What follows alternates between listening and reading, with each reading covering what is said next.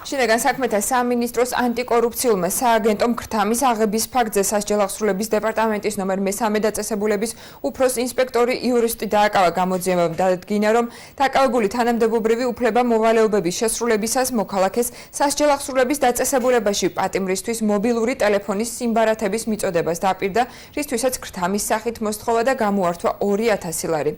გამოძიება ქრთამის აღების ფაქტზე მიმდინარეობს, რაც თავისუფლების აღკვეთას 6-დან 9 წლამდე ვადით ითვალისწინებს.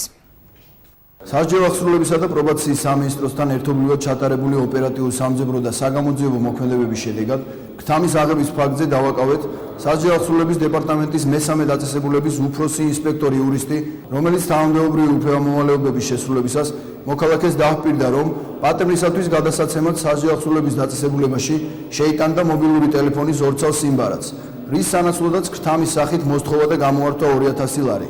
გამოძიება ქრთამის აღების ფაქტზე მიმდინარეობს.